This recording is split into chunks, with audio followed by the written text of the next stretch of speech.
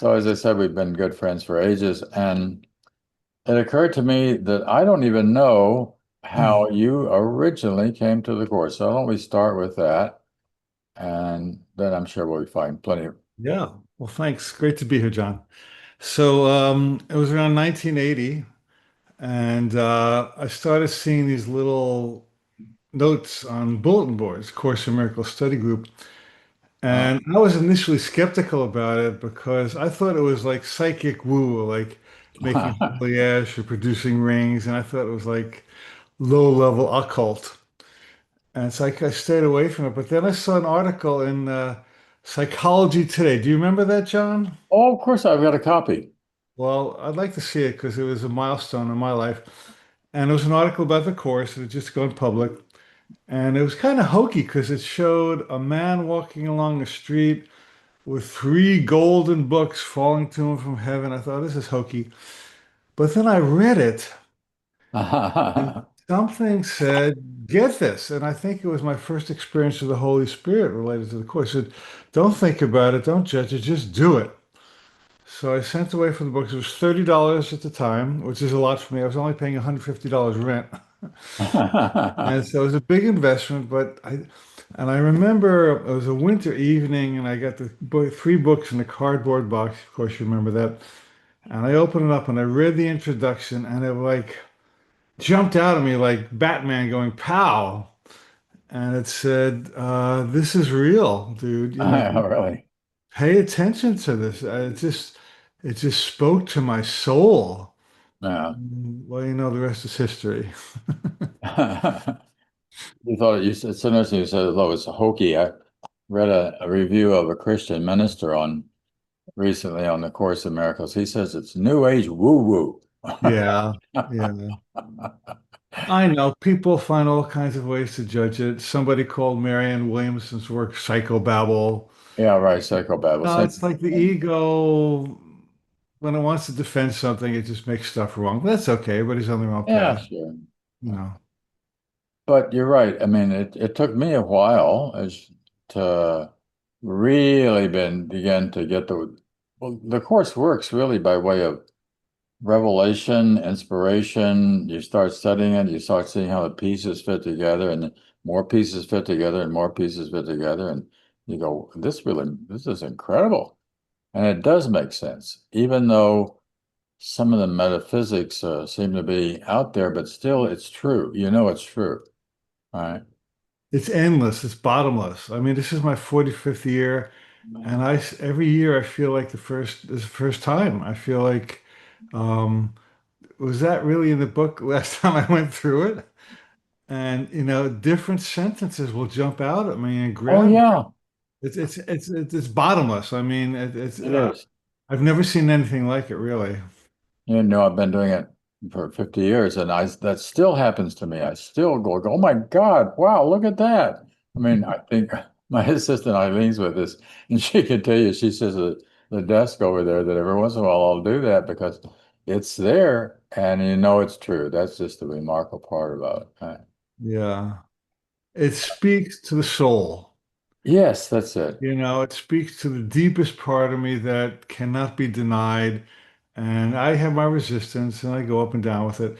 But for the most part, it just grabs me at the level that gives the most meaning to my entire life. And, I'm sure I'll stay with it for the rest of my life. Oh yeah, sure. You know, chapter one, section two, right there in the beginning, is called Time, Revelation, and Miracles. And I often think of the voice of the Holy Spirit coming to us by way of revelation. That is when we begin to put the pieces together and then we have these aha experiences and we see it, you see it, and it makes sense and it works. And that just keeps going on until, well, no doubt until we're completely enlightened and have reached the Christ mind and don't even need to think about this anymore.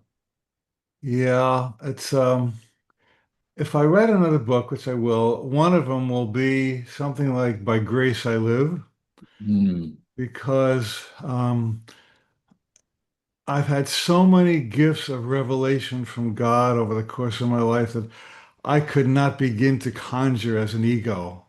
It's like Yes. everything I've needed to know has been shown to me in perfect timing and order. And,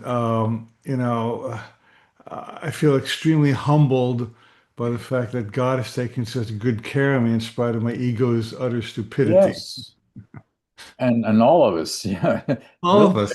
all of us taking care of all of us, but it's just a matter of seeing that it's true. And I think one of the other things that's true that the course talks about, it talks about, it doesn't use the word synchronicities, I don't think, but that these who those are to meet will meet, and then there are accidents and God's plan for salvation. And a part of what I think that we experience is that that's true. Yeah. Yeah. Yeah. We were talking about, well, I wrote my first book, The Dragon Doesn't Live Here Anymore, simultaneously with my first year studying the course. And I think Mm. the course worked its way into my book, which, made it successful in many ways. And I don't know if I ever told you this, but I was living in New Jersey and I was renting a room in a house from a friend named Barbara. And she went for a psychic reading in New York City. Do you remember a guy named Vincent Ragone? Did you ever hear of him, John? No, sounds familiar, but I can't put a face with He it. was a very popular psychic years ago. So she went for a reading with him, and she didn't tell him anything about me, didn't mention my name. And in the middle of the reading, he interrupts himself. He says, "Tell Alan to write." Oh, really? All right. And she told me that it meant nothing to me. I was not interested in writing. I thought maybe write more letters to my friends. Tabled it. About a month or two later, I wake up one morning and his voice says, "Get up and write." And I said, "I don't really want to." And the voice said, "That was not one of the questions." So I got up and I started writing what I thought was some notes for a yoga class I was teaching, but it went on and on and on. And it kind of took me over. And after a while, I realized I was writing a book. And I showed her the manuscript. It was a book of poetic essays, which was Dragon Doesn't Live Here Anymore. So she said, "Oh, let me play you that cassette from Vincent Ragone." So she got her cassette and he said, "Tell Alan to write." But what you didn't tell me, he said, was, "I think a book of poetic essays would be very good." Which tells me that there was some kind of date with destiny Mhm. that I was fulfilling by writing the book. I believe the book was given to me, as all good stuff is given to anyone. And I just feel like it was an act of grace that I received Yeah, it and it brought yeah. it to the world. And I think that we all have that kind of guidance and blessing It- if we're open to receive it. Would you agree? That's it. The point is being open and Yeah. to see it, and not only to be open, but to saying yes, Yeah. because it's when you say yes to it that it opens up even more. When you say Exactly. yes, okay, Holy Spirit, I think this is what you're asking me to do, so I'll do it. And then by golly, just see if another door doesn't open as a result of that. All right. But the point again is you've got to pay attention. And that ego thing that's going to jump in there and say, "Oh, you don't have to do that. Have another drink." Exactly. Yeah. Or whatever it is that will pull you down rather than lift you up. Yeah. The voice of God is as loud as your willingness to listen. Exactly. Exactly. Yeah. Yeah, that's a great line. Yeah. Yeah. The So course is listening's key. full of great lines. There's no end to the great lines. Go ahead. Sorry to Yeah, interrupt. no, that's true. After a while, you know those lines, like the line you just used. They're Yeah. back in there. That's a part of what's in the mind that you can always go to. Even Right. probably these little short 3, 4 words in a row, and bang, right? And the door's open. But the point is, what I like to think of the course. The course is not a religion. The course is a study. It's got a textbook and a workbook and a teacher's manual, and we spend our time studying this, and it's the study that opens the doors. And you don't And have I to do it actually with have to people. practice the lessons. What a Well, concept. that's it. I mean, that's one of the things that I think that's what makes the course. You got this consistency of 365 lessons. So you do it every day. And you don't have to do it every, but you just got to stick with it. You got to get through it. A lot of people come to me and say, I don't get the course. I got it, but I don't get it. I put it on my shelf and it sat there for 10 years. And I asked them, have you ever done the workbook? Oh, no. Right. I said, is there a workbook? I just read Time, Revelations, and Miracles, and I closed the book. I said, no, no, no. I said, the workbook is the key to mastering the course. If you don't do anything else, do the workbook, and you'll get where you need to go. But some people don't realize the incredible wisdom behind the curriculum of that workbook. I mean, what kind of mind set it up with That's right. such a plan for learning that goes far beyond any education I've ever seen? Right. It's brilliant in that regard, right? Yeah. I remember once talking to a lady, I asked her if she'd done the course, and she said, "Oh, I did that." Oh, really? Why are you having so many troubles in life now? Yeah, got it. Got it. One of my students was she was a test driver for General Motors. Oh, really? Her name was Marianne. I haven't seen her in many years, but she said she was the only person I met who did every single lesson every day. She didn't miss a practice session. It's hard to believe, isn't it? But even the 5 minutes an hour she did. All right. So I said, "What did you do after the first year?" She always started over again. Well, that's it. Even though she did every lesson, she kept going. Not that you have to, but once you get the gold that's offered you, why would you not?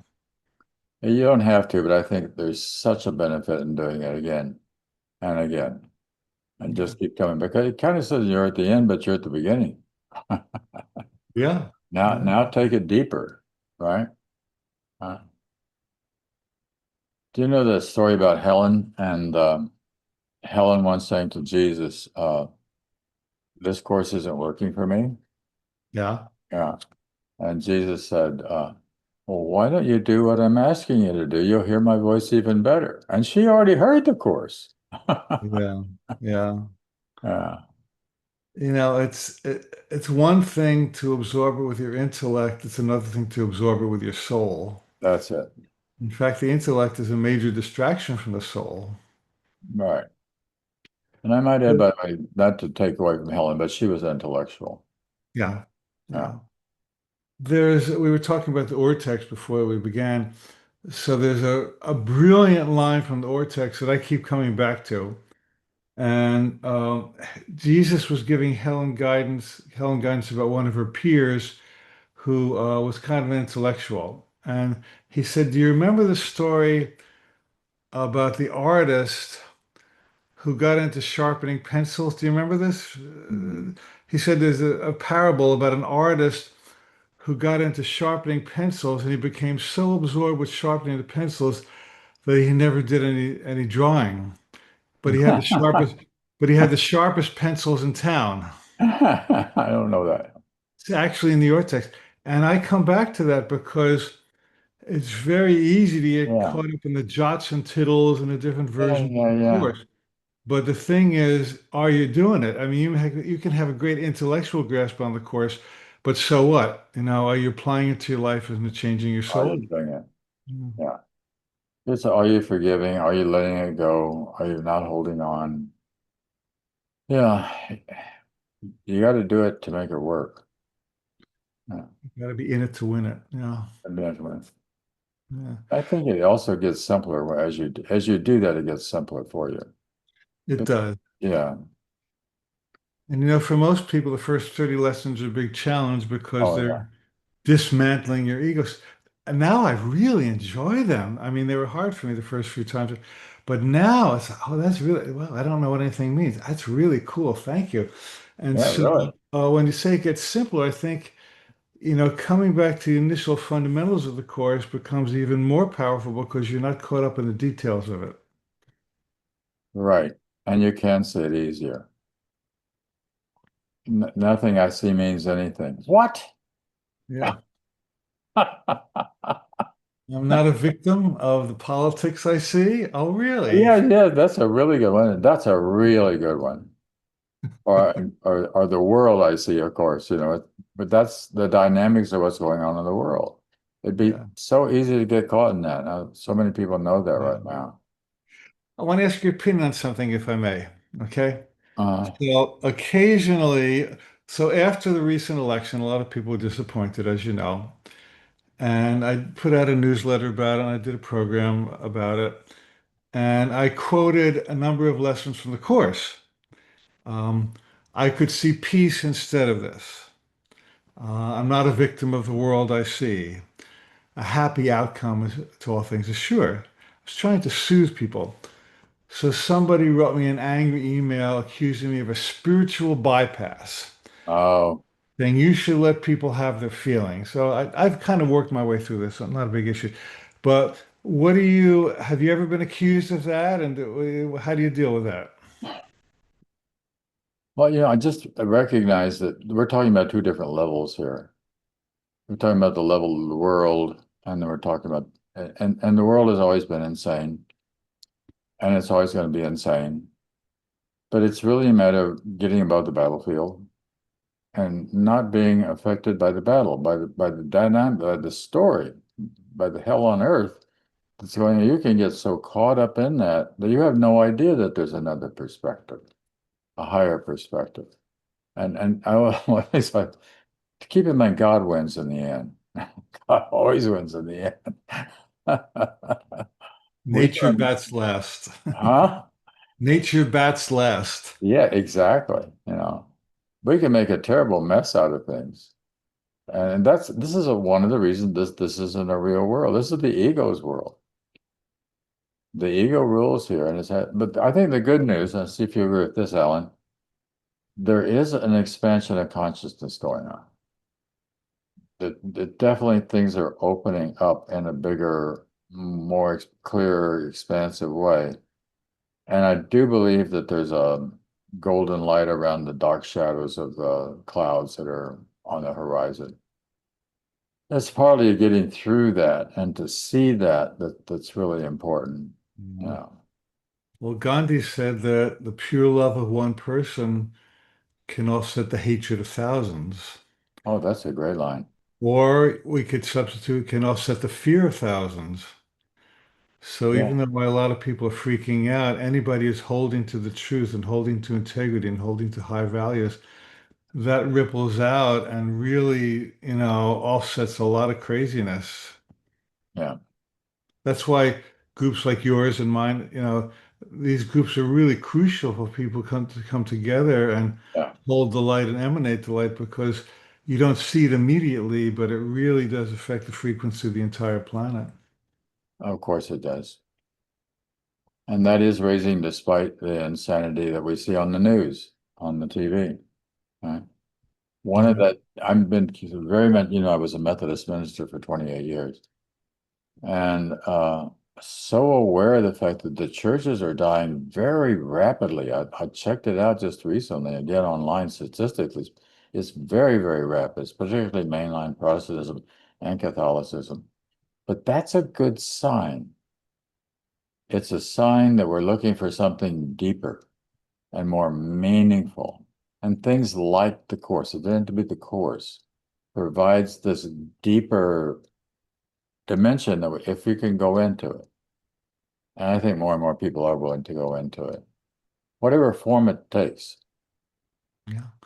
Well, you remember Hilda Charlton, my teacher in New York, Oh right? yeah, yeah, yeah, So she said, um, she said that religion teaches obedience, but spirituality teaches self-discipline, which means that it's very easy to oh turn wow. to an external authority to source your values.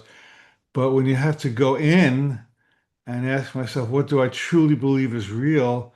And what the spirit wants me to want, that's a steeper climb, but the rewards are greater because then you find the God inside you instead of a God in the sky. Right, that is so clear. So I think even with some of the people that are sticking with the church, I had a guy tell me once that he went to mass with his wife every week.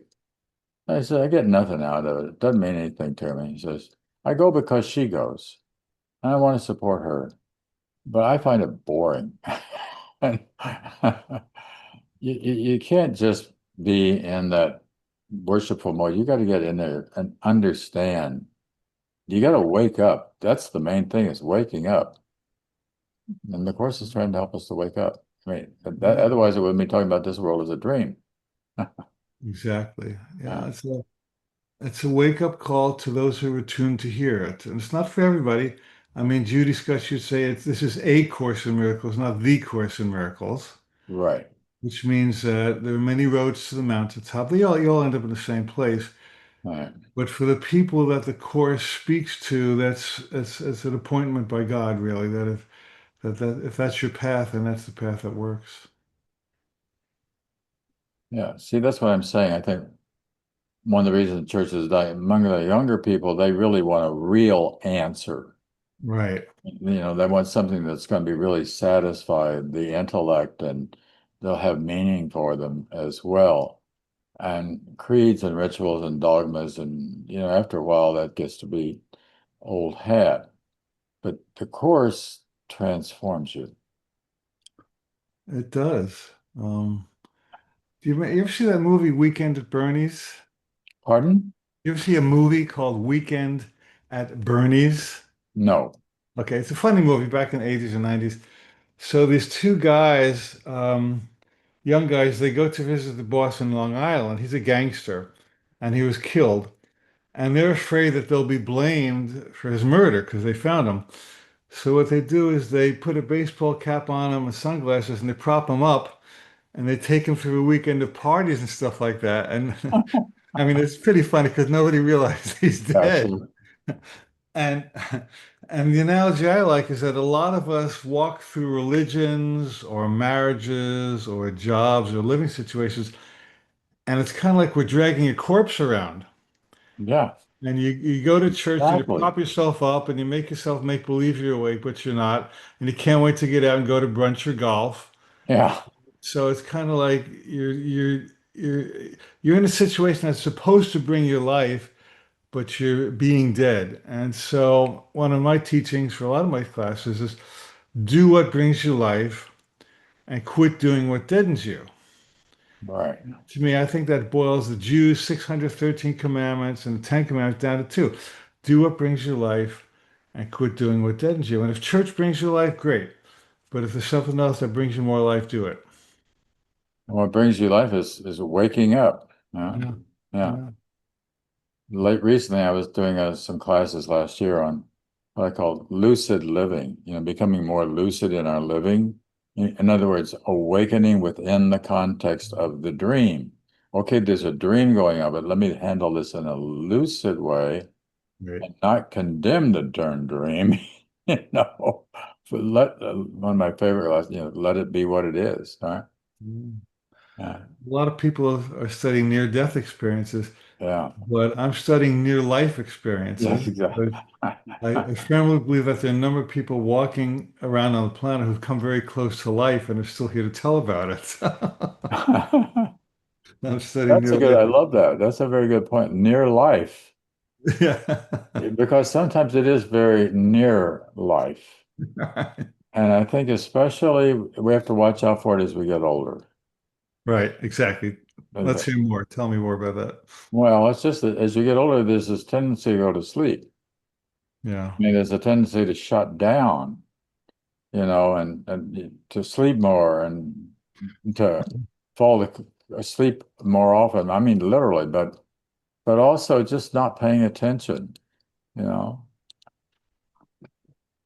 I don't like hanging around with old people. I don't because all I talk about is illnesses and let me show you my operation and who died. And Right. come on, I don't think- could you find something more interesting to talk about, please? You realize, Alan, that you and I qualify as old people. I don't. Speak for yourself. I I'm just yeah. talking about the age I number. mean, That's all. physically speaking, I take my senior discount gladly. But really, in other areas, I don't identify with my age. I just No, I don't. Hilda used to say I was never born, I'll never die, and I'm as old as God and as young as the morning. That's what she used to say when people asked that's her a good age. line. Yeah. Yeah. Well, that's I think what see that's again that's one of the things that the course does. It helps keep the mind alive. Right. You know, and there's another thing to keep the body alive, and we got plenty of information about how to do that. Science and everything else is going to tell us how to do that if you pay attention to it. Uh, Exactly. Obviously, moving this body is the main thing. I mean, Well, one of working. my role models is Jane Goodall. You know Jane from. I actually once I accidentally, may there are no accidents, right? Sat next to Jane on an airplane. Oh, really? Yeah, I couldn't believe Did it. you Sitting talk to next to her? Jane, huh? Did you Well, talk to her? some I did some, but I didn't want to overdo it because I felt like she Yeah. probably would like some of her Yeah, privacy of as course, I well. see it. I didn't want to be one of these guys that just kind of, yeah, but some, yeah. Thanked her certainly for her work. Go ahead. You know, she just turned 90, right? And Yeah. so and she's still very active. She travels 300 days a year, John. Oh my God. Lecturing. Oh, she was recently. So at her 90th birthday, she did a YouTube. She said, "Well, this is Jane Goodall. It's my 90th birthday, and I'm ready to retire." And she goes, "Not." No, thank you. Yeah, and so she knows I'm going strong. So I think that when you have passion for something, That's it it. liberates life force. Exactly. And I think people get old mentally because they discard their passion in Yeah. favor of certainty and routine.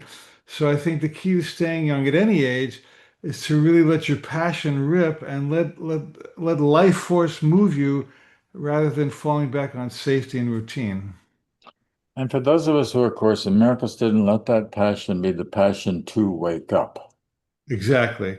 That's the passion. The passion is to remember who I am in truth and let me not get caught up in the illusion of this world and all of its drama. It's pretty simple that way, but you got to do it. I love that. The passion to wake up is the highest passion of all, isn't it? It is. It is. And you know that Rumi poem, Don't Go Back to Sleep? Yeah, Back yeah, to sleep. yeah. He says it like three times in the same poem. Don't go It back to. does. It's three Yeah, times. Yeah. yeah, yeah. Yeah. How would you describe your evolution with the course over these many years, John, if I may ask? Now, wait a minute. I'm supposed to be interviewing you, but Well, no, I want this to be a conversation because you're as I know. I'm interesting to just me as I joking. am. I'm just joking with you. Well, it's been an interesting ride. Um, I think the thing to do is consistency has been a really important part of it. You've got to stick with it, and even when you run into trouble or it seems like you're going down the wrong road, that's okay. It's the right road. You just have to get back onto the main road and hang with it. And so it's always kind of coming back there. As you know, I won't go into it, but having been up, been a Methodist minister for so many years, it was really difficult completely stepping out of that mode and doing nothing but the course. I stepped out in '89. I'll tell you a funny story. I uh, had a session with Ken afterwards. I left the church, and Ken said, "What are you going to do now?" And I said, "I'm going to try to make a living just teaching the course." He said, "That's not easy to do." I looked at him and I said, "You're not having any trouble." It's true. It's It's true. true. And he didn't do anything except smile. He just had this big smile on his face when I said that. Well, I think it would have been great loss if you did something else besides teach the course, because obviously that's your calling and you've helped a lot of people. You can't do what you're not called to do, and I think it's a mistake in a way for any a young person. You've got to follow your path. That would Joseph Campbell, follow your bliss. You got to follow your bliss, and especially if it's an art or a music or something like that that's got a creative dimension to it. You got to throw yourself into it, even if you don't succeed in a big way. You still give your heart to it. The word vocation means calling. It's from the That's right. Latin to call. what's your vocation? Well, I'm auto mechanic. Are you called to do it? Well, maybe, maybe not. Yeah. What is spirit calling you to do that you've been delaying acting on? And usually that's the key to your next step. Are you willing to do what spirit really wants you to do? And God bless you for leaving the church. It was not your calling, and you had a bigger one. Yeah. Well, it's there. It's inside all of us. It's just a matter of paying attention again. Huh? Otherwise, you're going to feel pretty miserable. I mean, you're going to feel like you've been resisting the call. That's a part of the whole hero journey stuff from Joseph Campbell, resisting the call. Exactly. Can't resist it. Hmm. My friend Karen is on today. I'm mentioning her because I have a real estate anecdote. So it was 2008-ish, and Karen's a realtor. And that's when we had the big stock market crash. Hmm. And real estate sales were in the toilet, so to speak. And where I lived on Maui, uh, like I think 80% of realtors did not renew their license Whoa, because the real estate was so bad for a couple it's of years. huge. Maybe exaggerated, but there was a lot. And so I was in Whole Foods, and I ran into a friend of mine who was a realtor. I said, "How you doing?" She said, "Oh, great! I just made a $23 million deal." Really? Well, how'd you do that? Well, I knew a guy who wanted to sell a beachfront property. I knew a guy who wanted one, so I put their hands together, and they made a deal. And what I realized about that was that even though the external economic environment was horrible, this lady was so lined up with her passion and her calling that she was prospering. Wow. And she was under That's no it. law but God. She was not under economic laws. She was under spiritual laws. So she was in the right place at the right time for the right purpose. And spirit prospered her because she was in her right mind and she was helping people. And I think that spirit That's will it. prosper all of us as we stay in our right mind and we listen to our unique calling. That idea of calling is so very, very important. And often people who are in the helping professions, the nurses, doctors, teachers, they feel called to do that. If you respond to the call and you do it, it's not just artists that are called. We're all called. We're all called to wake up. But you can But go ahead. many are called, but few choose to listen. So many Oh, are that's called, right. those who are chosen. Exactly. Many are called, but few are chosen. But who are the chosen, but those who choose to listen? Exactly. We're going to go into dialoguing with folks who are here in a minute, but just one more thing I think is this is becoming so progressively clear in my mind. The call to be the Christ. I mean, to actually make that movement over into really into truth. So, and it's not easy because it's a big commitment, really. It's not really, in the sense that doing it Yeah. is wonderful, but to make that final, okay, here I am, Lord, Yeah. Well, response. Judy Scott said the Course in Miracles is a steep climb. Yeah. And I didn't understand it, so I thought about it. Not everybody's ready to do the work to go to the peak. A lot of people want to stop off at different strata along the way. Example, I co-did a workshop with Neil Donald Walsh of Conversation with God, really Oh, sweet yeah, dude. sure. And somebody said to him, Neil, would you help me manifest a car? And Neil said, sorry, man, this is not that kind of workshop. Yeah, right. And I deduced from that there are two kinds of workshops. This is really pertinent these days. Workshops that help you get stuff and workshops that help you get peace.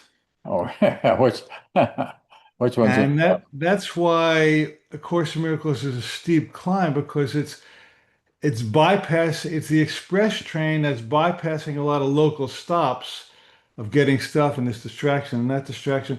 And not everybody's ready sometimes I don't feel like I'm ready to do it. I mean, it's called one thing I love about your teaching, John, is you always take it to the highest, that Yeah, you really, you keep the noblest values in mind and you don't compromise. And that's why you're a great ACIM teacher, because you really remember, where the course is really taking us instead of the steps along the way. Yeah. Well, there's nothing in this world that ultimately is going to satisfy us, except for waking up and realizing that there is no world. Yeah. Yeah. People don't want to hear that. I want my car. Yeah. I want my property. I want my boy toy. Like we have all kinds of stuff that we want instead of peace. But ultimately, you come back, in 100 years or 1,000 years or a million years, oh, I think I'd rather have peace. Thank you very much. Yeah. Well, that's the goal of the course, isn't it? Inner peace. And Yeah. you got peace, you got it. And how many, there are two or three lessons which says if you can get today's lesson, you can save 1,000 years. Yeah. Oh my God. You mean that if I can save 1,000 years on the wheel of karma Yeah. by getting today's lesson? Oh wow, that gets my attention. That's a lot. Yeah. Well, that we've got a golden book. There's no doubt about that. I mean, in Yeah. terms of the value of the course, if we understand it and do it, it's just that's. But I also think it gets easier as you go along. It does. I It mean, does. it's like, let's say, analogously losing weight. It's still a lot of work if you're really heavy but if you hang in there with it and you start getting better at it, then it starts getting progressively, you're succeeding and you're getting there. Yeah. Yeah. The, we could look at the course, I guess, you could look at the course as a form of overcoming an addiction to the ego. Huh? That's it. Yeah. Huh? Yeah. Yeah. Yeah. I'm John Mundy, an ego addict. Well, you got to be careful with what you're filling I am with after that. I Yeah, always well, have I this know, I know. objection to AA because, I'm not going to stand and say I'm Alan Cohen, I'm an addict, even though on a personality level it might be true in some ways. But I want to affirm that I'm a divine whole being, created in image and likeness of a perfect God, perfect God. I mean, we should have Addictions Anonymous where you get to, deny your addictions in favor of That's right. yourself. That's the higher AA. The higher A, I love it. We're going to create a few things here this morning. That's Yeah, good. yeah, this is good Yeah. stuff. Well, believe it or not, we've been going for 45, 50 minutes. I don't believe it. I don't believe it. And it happens just like that every time. That's what happens when you're having fun, right? Yeah, so it is. So at this point, Bud usually shares with a little bit about what's been going on in the chat, and then we'll see if or anybody would like to actually come on and ask us Well, dialogue with. there's a whole lot going on in chat. There's a lot of conversation about basically in alignment with what you two have been talking about.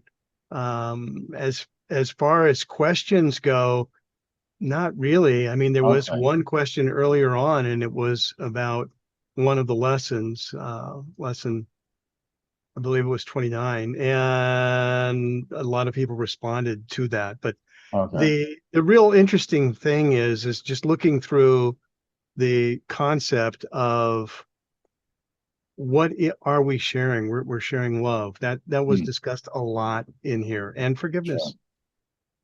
Mhm. So now would be the time for people to come forward and ask questions. Yeah. Yeah. Well, forgiveness is love, isn't it? Pretty simple. So if anybody, okay, Lois, I think as we both have worked with Lois. Lois, come on. Yes, Hello. yes. What a delight to be here with both of you, two of my favorite teachers. This has really been delightful. I've been laughing and laughing, and I am growing older, and people around me are talking about, oh, this operation and that operation, and oh, yeah. And I'm there, and I'm like, I am not going to go that route. Good. Yeah. So, anyway, but I have a question, and the last few days I have heard this phrase, spiritual bypass, a number of times. Hmm. And Alan, you mentioned it, and I don't know exactly what that means. Would you mind just expanding on that um, spiritual bypass? Yeah, it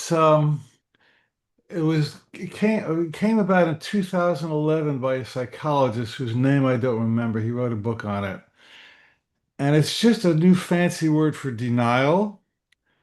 So it means that you have an issue in front of you and you're not willing to address it, and you use a some spiritual term to avoid dealing with what you need to deal with right in front of you. It's kind of like an alcoholic denying that I'm drinking too much. So it really has validity in many situations because a lot of people are not willing to live their life and they're living off in woo land and new age jargon and mumbo jumbo. However, it's often misused because people they judge your spirituality because it doesn't fit into their model of dysfunction. And they say you should feel your feelings, you should vent, you should speak up to the person you know, like you should express your anger. Well, I've been there and I've done that, and it didn't get me really very far. A Course No. in Miracles got me a lot farther. Yeah. So it's a two-edged sword, Lois. It does have validity in certain situations, but in other situations, people use it to deny the spiritual world in favor of the physical world. Am I making sense? I'm still working on this myself, as you can hear. What do you think about it? Well, I'm looking kind of from um, looking forward in my life. So Yeah. Hmm. let's say um, I'm in a situation and I get angry. Now, I'll pull up one of my lessons from A Course in Miracles to true myself up.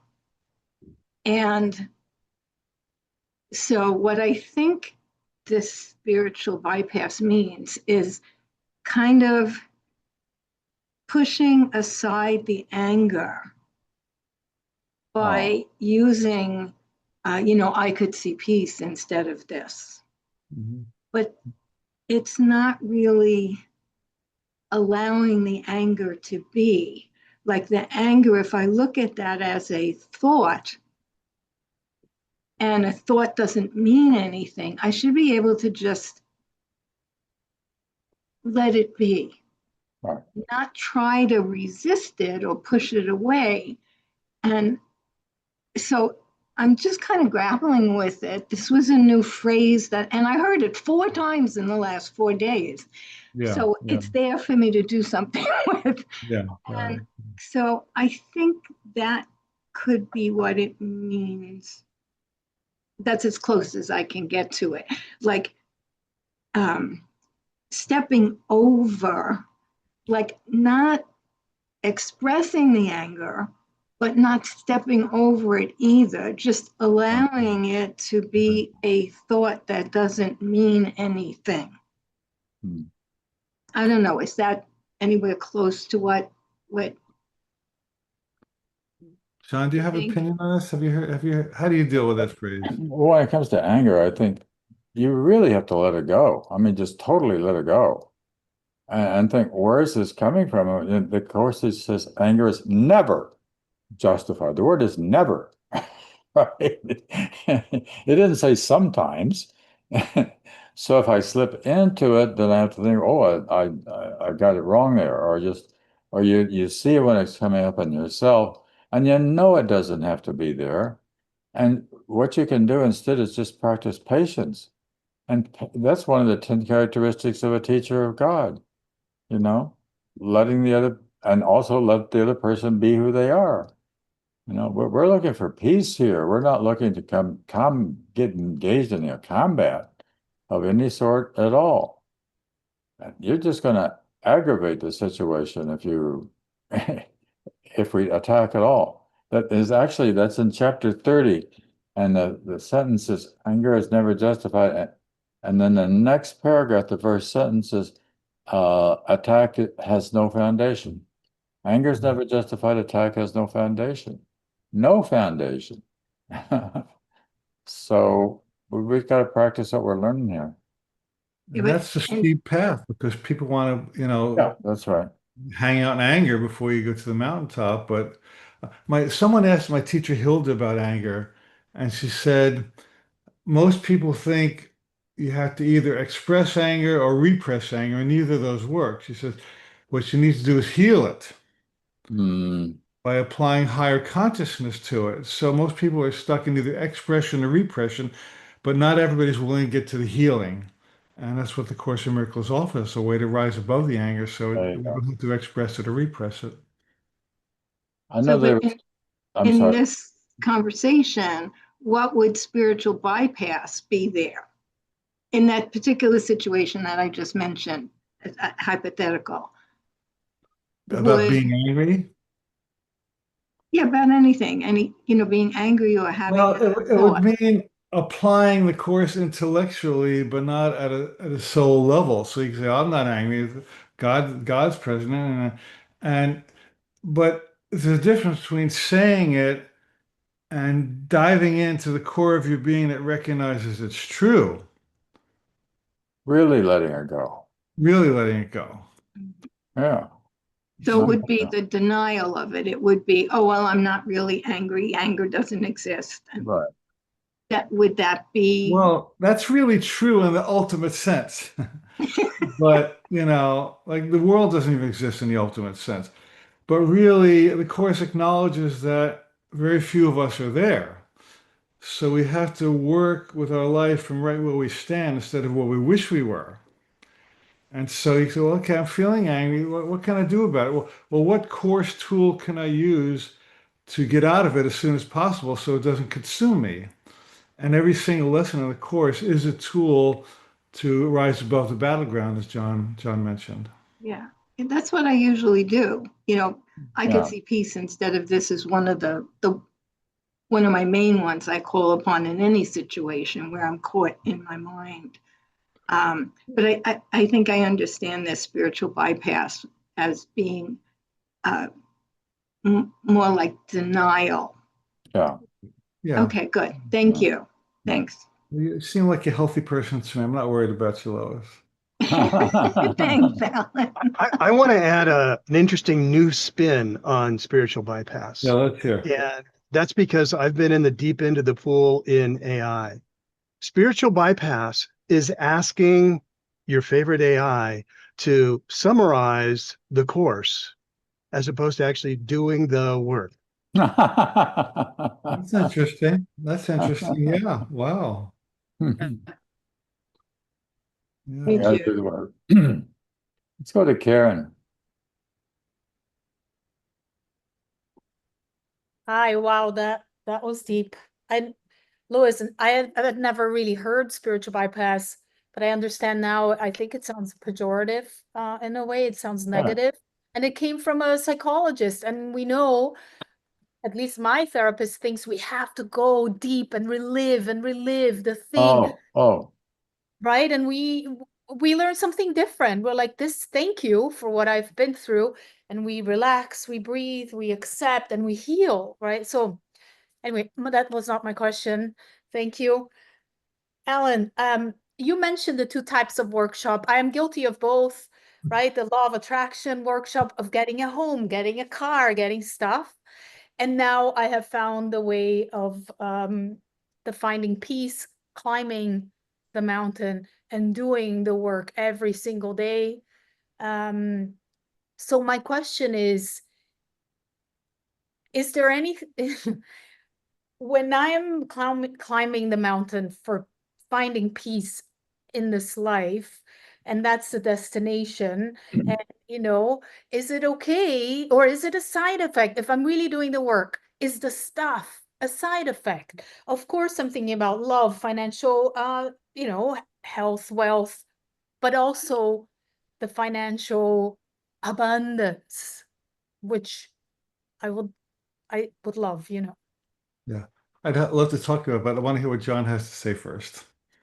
oh, I thought it was going to you. Okay. Well, I can if you like.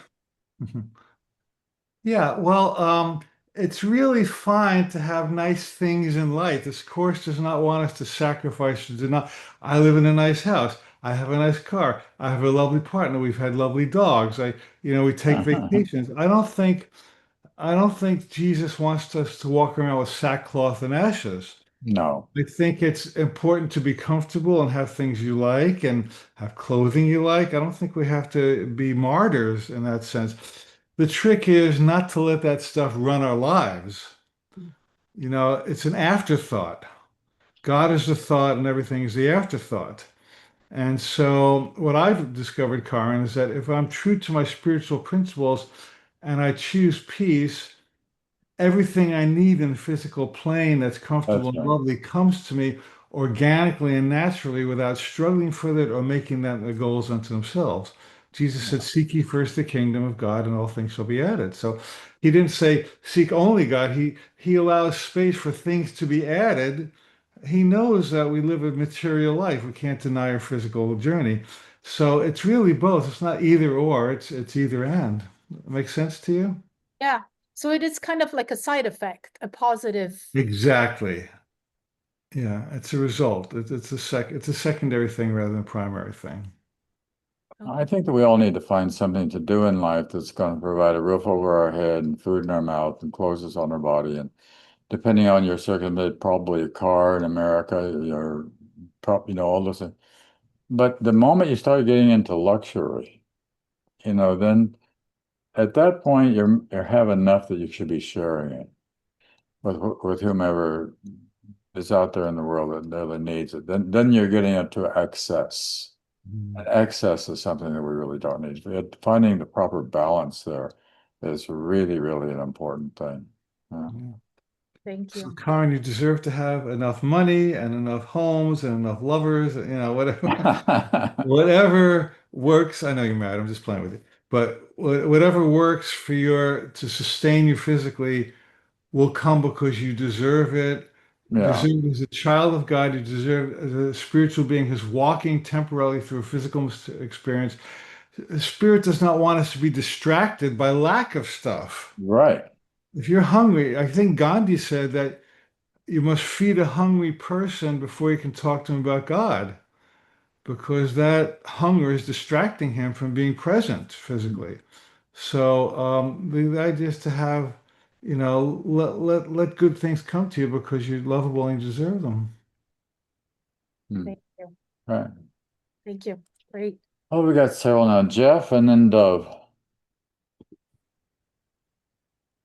Well, hello. Great to be here with the Missouri Mystic. I'll one of my favorite books too, by the way. I love his story. Couple things I also wanted to bring up. Exciting that I put in the chat that we're going to be there's another place where the world is awakening. It's the Awakening World from the Global Peace Tribe, which I enjoy being part of. And Scott Canamus, I think Alan knows Scott from way back. Yeah. And he's doing marvelous work. And I put in the chat where John was introduced and did a wonderful session on it. And we're going to be having, of course, another exciting Course in Miracles show coming up on the 12th of July, where Alan will be participating and other folks from that are teachers of the Course in Miracles. So I just want to make sure everybody's invited to that. Okay. And interesting, you cannot die course. I just also mentioned that Dr. Dave Sano and I are doing it's free if you don't want to. We're doing a fundraiser for the Foundation of Light tonight at 7 o'clock. I put the link to the Zoom meeting on bringing the physics and the spirituality into the proof guaranteed of the left brain proof of how we do not die. You cannot die. We are truly souls, eternal beings. So that's going to be there too. And one of the things that interesting came to me from this, and kind of a question I wanted to bring up about the course, is the holy instant. Because it was amazing understanding the nature of the unified model of physics, because the universe updates itself in basically what is the holy instant. the whole universe communicates with itself through what you might call the wormhole network at speeds that are so fast, you might as well call them instantaneous. So everything is, in reality, as the physics of the universe is a wholly instant, because the universe is aligned with that concept. And I just wanted to see what your thoughts were on the wholly instant as well. Dr. Mundy? Well, I think that's an interesting way to look at it, and the holy instant is any instant, and it's this instant and it's now when we're really paying attention and when we're really listening. And when the voice for God is not only speaking to us, but also speaking through us.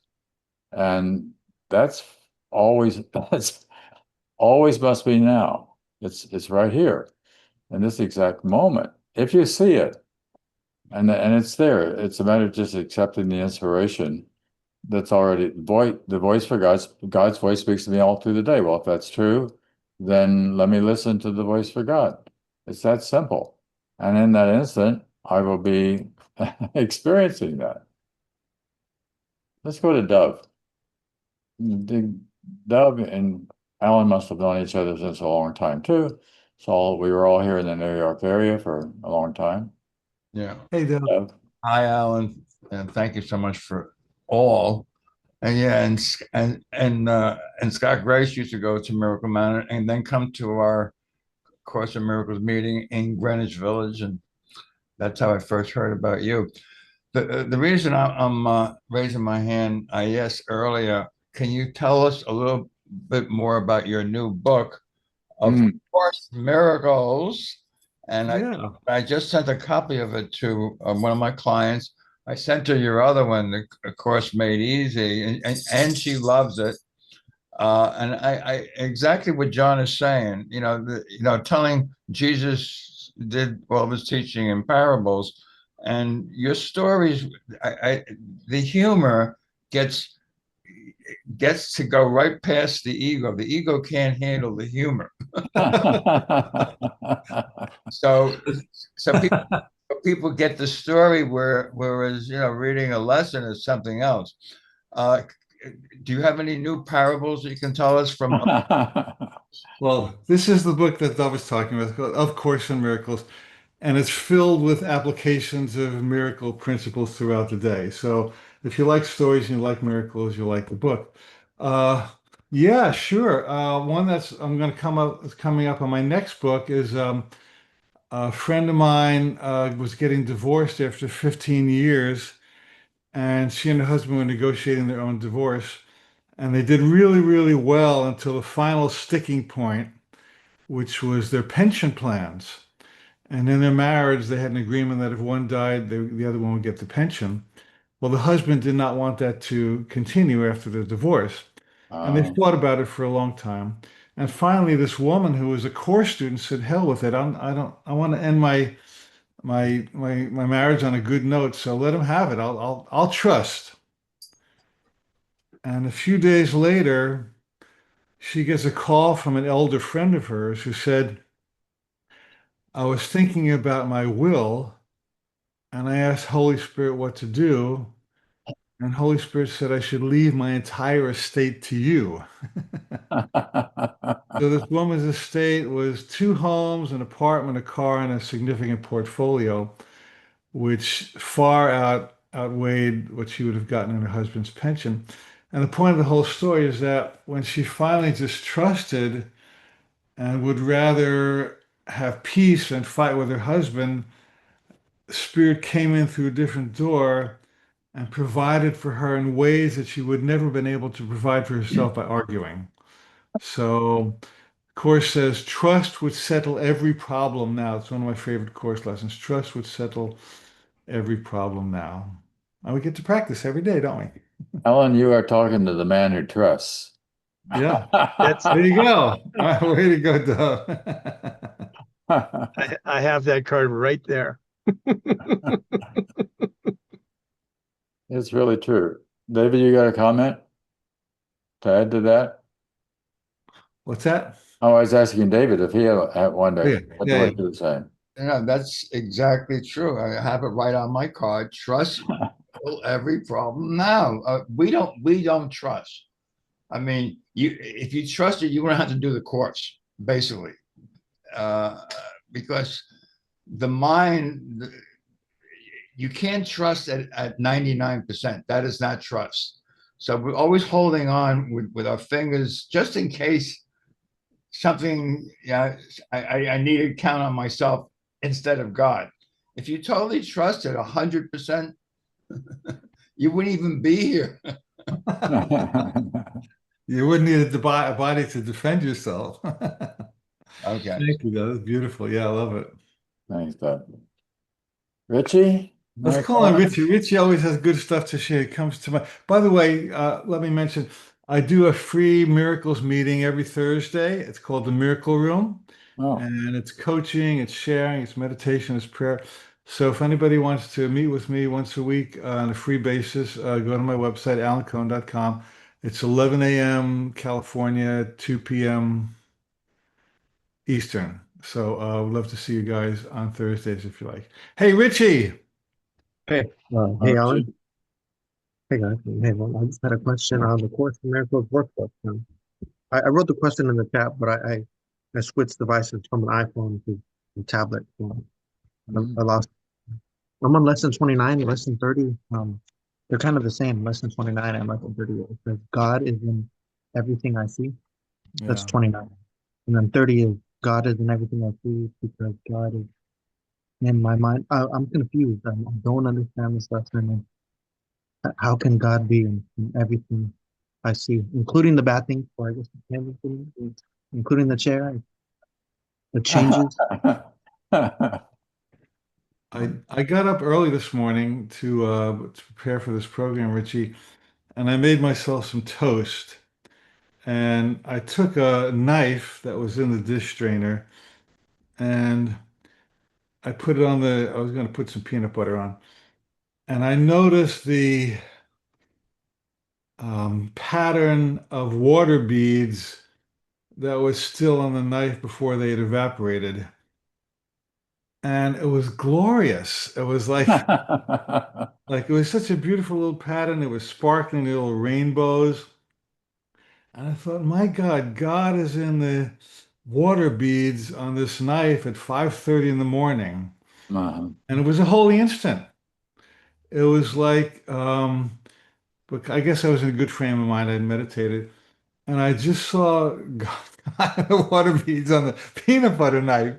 And so I thought, wow, if I could just elevate my consciousness so I could see that level of beauty everywhere I look, I'd really have it made. But of course, I'm still working on it. But that was, God was in the water beads because God was in my mind. Make sense, Richie?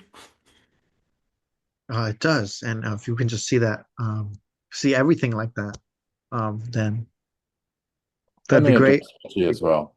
That's the goal. That's the goal. Okay. The key to the understanding that, Richie, is projection makes perception. The world I see is what I make it, nothing more than that, right? This is key to understanding the Course in Miracles, right? So God is in everything I see because God is in my mind. That is especially true when whatever I see, what's coming out of my eyes, that's the main thing. What am I seeing? And am I judging what I see? And of course you are. We're all always judging everything I see, but there's two ways to judge what you see. You either love it, which is what we're doing. God is in your vision. God loves that, whatever that is. It doesn't make any difference, whatever. God only loves whatever it is. The ego, on the other hand, condemns. That's what the Course calls the wrong mind. The wrong-minded projection analyzes, interprets, and finds fault with the world. The right mind blesses the world it sees. So it's really up to you. You're really blessing the world. Alan is blessing those water droplets. He's loving them. He's appreciating them, and that's what makes it real. What do you Wow. think it means, Richie, in your own words? I'm cultivating Richie to be a great spiritual master. So Oh, what do good you idea. what do you think it means? How, if you had to explain it to somebody, what would you say, Richie? Okay, well, when I say God is in everything I see, I think it means I'm moving beyond the ego's perception and experiencing a world of love and peace. But when I say God is in my mind, I guess the holy part,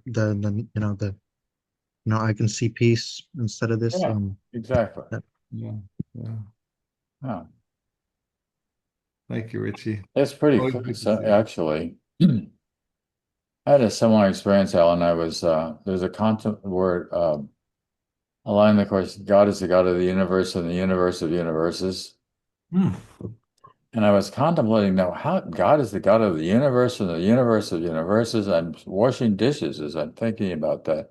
And a little tiny black bug starts walking across the windowsill in front of me. And I look down and that's a universe.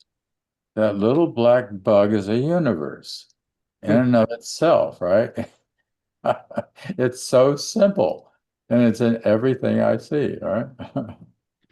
There's a wonderful book called, maybe I'm paraphrasing, Acting as if the God and all life mattered. Did you ever hear that one? I've heard it, I've never read it. It's the living or acting, and it's like I have chickens outside my window, right? We live in a rural area. Oh, Well, sometimes they annoy me, but that's God. God is yeah, animating that chicken. There's life force there. that's right. So wherever anything is living, there's God. God, it says in the first 50 principles, God is life. Miracles mean life because God is life. And so wherever whether it's a tree or a heart or a glass of water, there's life. And, so God is everywhere, but we have to open our eyes to recognize the presence. Yeah. Do you remember Practicing the Presence of God with Brother Lawrence? Do you remember that book? He Yeah, I was never read it he was a again. Christian monk, maybe, I don't know, 15, 1600s. And he was devoted to practicing the presence of God. And he was assigned to the kitchen of the monastery to cut vegetables.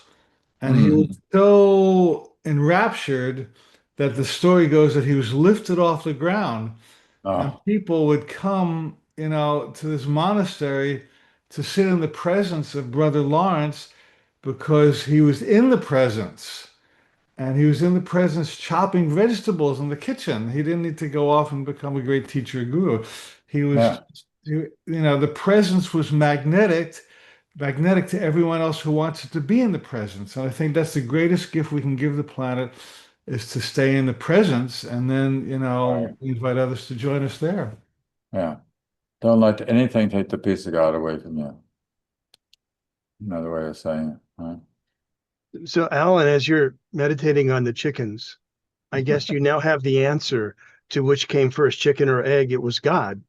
That's true. That's true. Very good.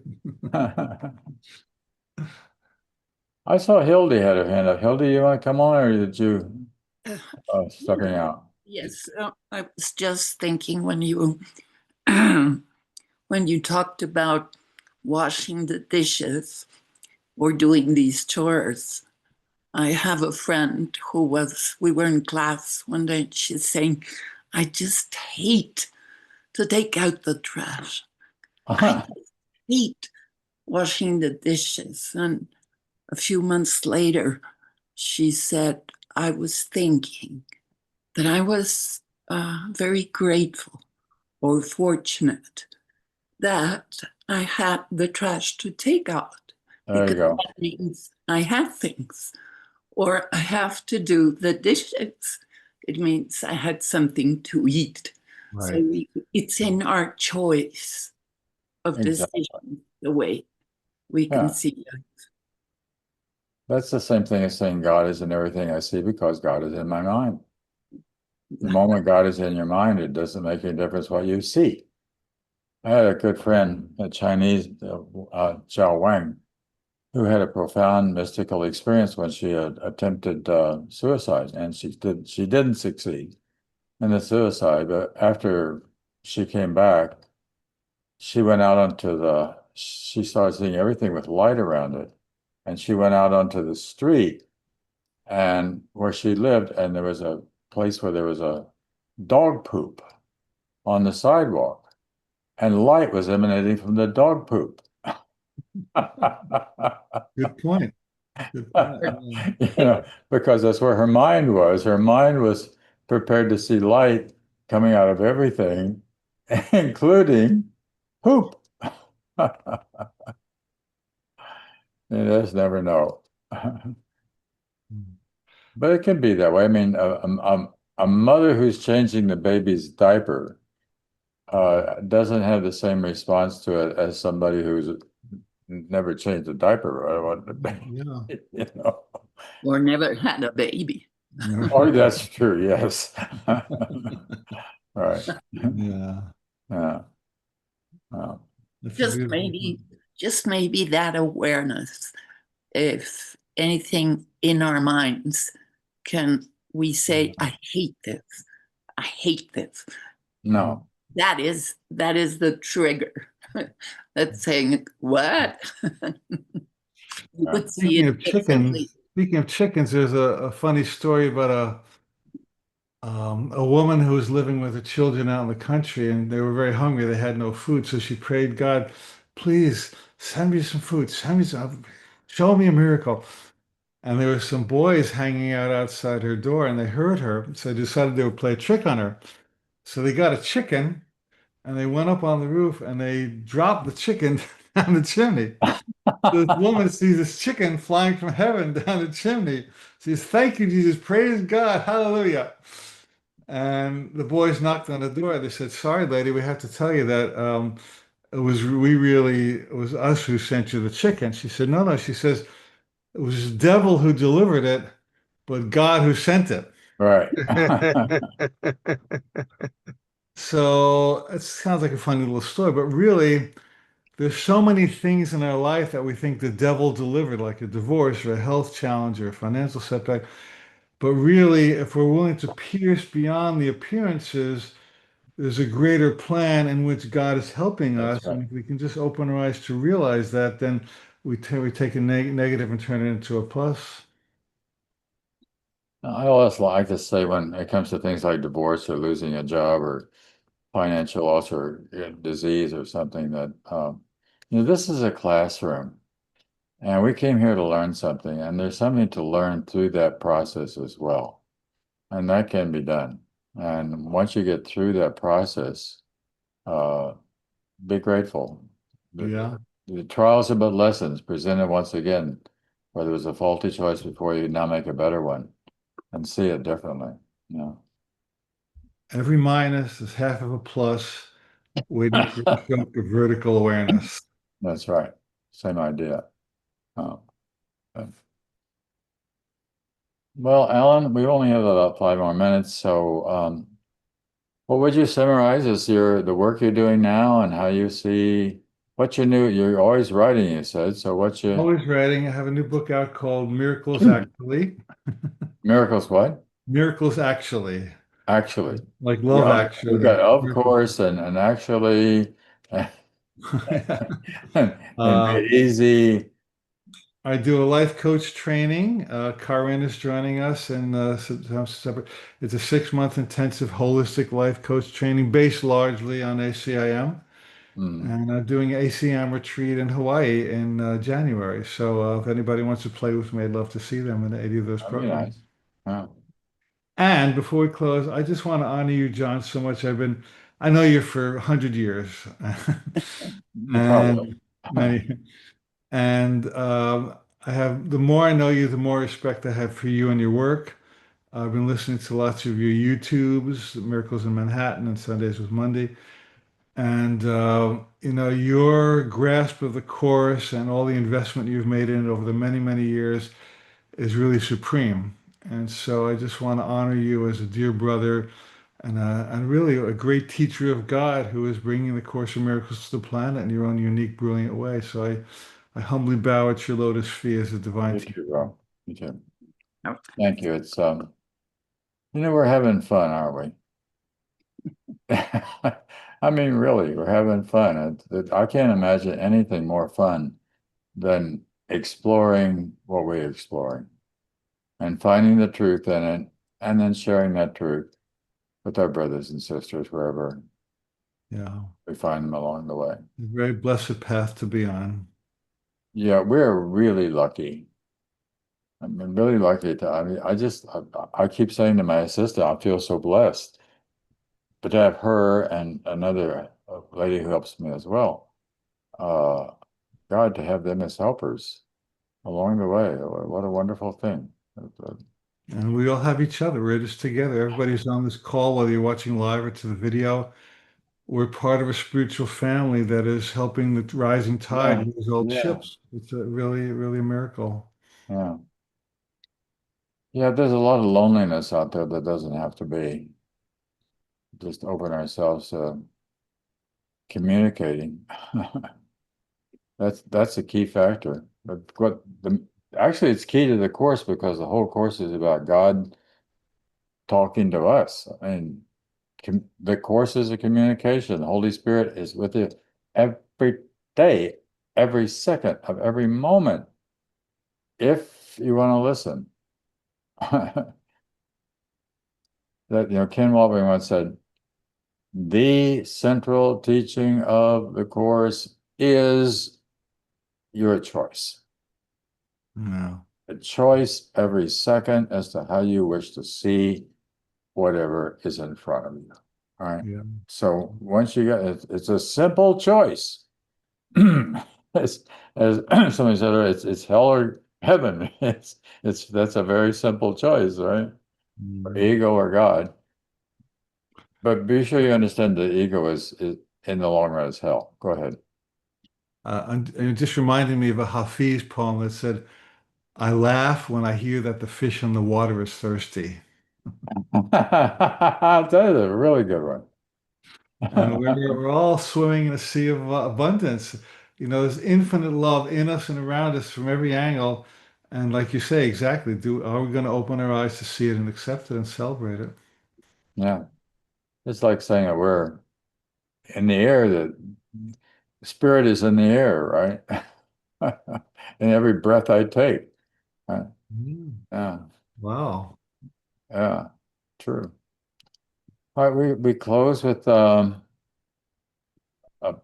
let me see who's with us today. Let's have to get somebody besides myself to read this. Marjorie, would you like to volunteer? You're just the first one my eyes fell on. If I put this Lord's Prayer on the screen? Okay, go ahead, Margaret. Prayer from the Course in Miracles. Forgive us our illusions, Father, and help us to accept our true relationship with you, in which there are no illusions, and where none can ever enter. Our holiness is yours. What can there be in us that needs forgiveness when yours is perfect?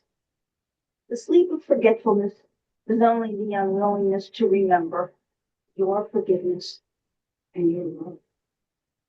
Let us not wander into temptation, for the temptation of the Son of God is not your will. Let us receive only what you have given, and accept with this into the mind which you created and which you love. Amen. Amen. Amen. And now let's ask everybody to go into gallery view, if you will, so that we can say goodbye to each other.